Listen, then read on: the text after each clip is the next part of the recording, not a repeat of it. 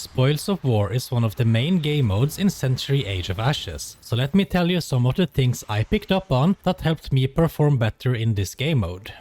The Marauder is arguably the strongest class in Spoils of War. As you hopefully already know, the Marauder's passive ability called Relentless Predator recharges all his skills when he gets a kill. This isn't only true for eliminating players, but also the gold carriers you meet in Spoils of War.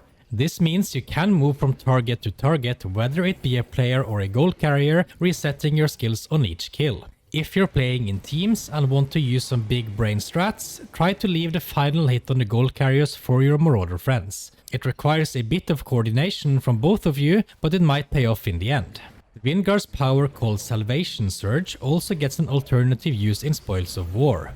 Whenever a teammate is targeted by this ability, you swoop towards them at high speed. This can be used to quickly get back to your coffers to bag some gold. I would say this is a bit of a controversial tip, as ideally you want to use your powers to help your team, but that doesn't mean you can't combine the two. I try to mostly use this if I see teammates near our coffers who are low on health, or if I'm about to die and it will help me escape. Not dying, bagging 200 gold and using your skills in a less than ideal way is better than just dying and dropping the gold altogether. This can also be used to clutch a match if you're missing a little bit of gold that you're sitting on. Don't hesitate to use it in those situations. Picking up items like the Vault Breacher, Key or Gem disables your class's power. This means you can't go invisible as the Phantom and you can't swoop across the battlefield as the Windguard with Salvation Surge. You can, however, use your abilities, which make Gust a really strong option for the Marauder in Spoils of War. The Windguard Smoke Trail is another strong option as it makes you untargetable to enemies who are behind you. This technically means it doesn't matter which class picks up the items, but the Phantom might be the weakest option by a small margin, because he has no defensive abilities. As an extended tip to this, you also won't drop these items or your gold while you have a shield up.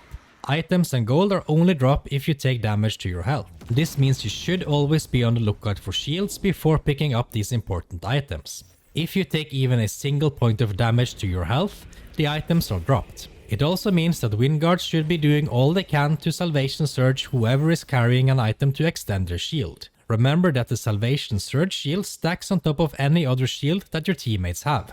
This here is a bit of a vague tip, but you should try to balance your gold deliveries. Holding on to too much gold makes you a more desirable target to your enemies. On the other end, if you deliver your gold all the time, you're wasting time that you could be out on the battlefield collecting more. Definitely don't go every time you get 20 gold, but try and balance it a bit. Ideally, if you're in the area of your coffers, you should drop off your gold at every chance you get. You have no idea the amount of times I've lost a match while being barely 50 gold under. For that reason, every little drop counts.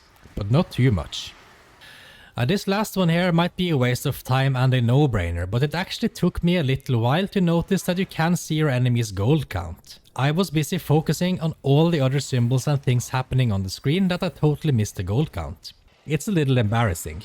Use this to carefully weigh your targets. Remember that 300 gold stolen from an enemy is 300 gold they don't get to collect. Nullifying is just as important as bagging, and of course you can pick it up and bag it yourself when you get the kill.